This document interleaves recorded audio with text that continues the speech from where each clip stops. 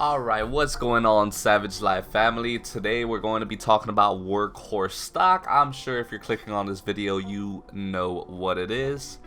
If you don't know what Workhorse stock is, it's a company that came out in 2007 and it is currently insanely hyped at the moment and supposedly overvalued due to a contract they were supposed to be getting with USPS for $6.3 billion that has yet to be fulfilled. They came out with an article stating that on the 13th of this month, which is now the 22nd, so it clearly passed, that they were going to fill that contract, but it has yet to be filled since this date. We're currently on the 22nd and we heard no news, so it is not looking good for Workhorse. A lot of people are getting scared and jumping off the ship as they are losing a lot of money on this. But of course, if you're looking at your app and your stock every day and you see the graph is going downhill, you're going to freak out and sell at a loss. That's not what we do here, ladies and gentlemen. We want to profit.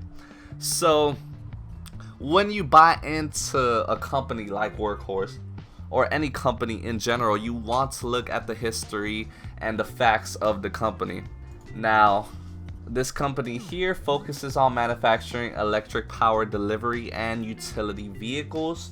The reason it has spiked so much this year, as you all know, EV has been the move.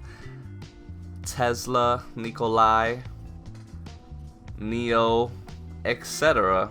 We all know these stocks have been insanely hyped because they are so innovative and they are the future.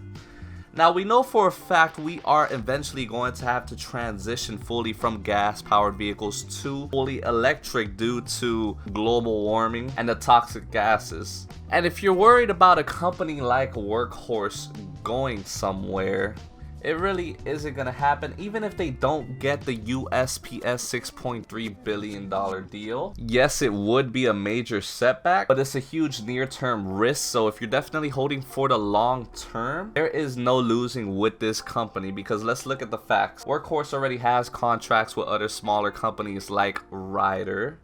And what's so important to note about this company is that they have garnered all approvals from all 50 states, making it the only electric vehicle licensed for operation nationwide. And that is a huge accomplishment, and it's seriously important when you're getting into this industry. Now, people are going to realize EV is so much more cost efficient than your regular freight vehicle. Workhorse has a van that they release. It's called the C1000 and it travels 100 miles on a single charge, which is equivalent to 37 miles per gallon, which is insane. My sedan doesn't even get 37 miles per gallon. I have a Mazda 2017 and it gets me 33 miles per gallon. So not only that, USPS deal is not the only deal that they are working on. They are having notes being purchased by two unnamed lenders. Of course, they don't want to name themselves, but this deal will equal an equivalent of more than $270 million of cash available. And with that money, they are looking to fill about 200 positions between its assembly plant in Union City and its headquarters in Loveland. So they are making moves. So for those of you who are falling out of the hype for just because this USPS deal hasn't hit yet, I don't believe you should be investing in a company like this without looking at the facts first. The notes mature in 4 years with 4% interest at a 35% premium. $270 million will convert into common stock at the price of $36.40 per share. Since when they did the contract, it was at about $27 priced for Workhorse. So for these lenders to set aside their faith on Workhorse really opens your eyes into the company. The only thing that fears me of Workhorse plummeting is not the USPS deal. It has to do with the economy. In December, there is projected to be a spike in virus cases, which could cause the economy to close down, which will affect the Workhorse stock. Not only the Workhorse stock, but the entire market as a whole. That's the only thing that's fearing me of Workhorse at the moment.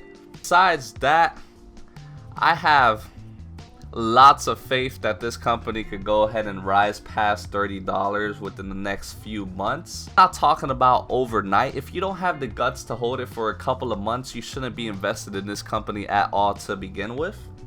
And if you have any other questions, please drop it down below in the comment sections and let me know what you think of Workhorse whole. If you enjoyed this, smash that like, subscribe, and I'll be sure to catch you guys on the next one.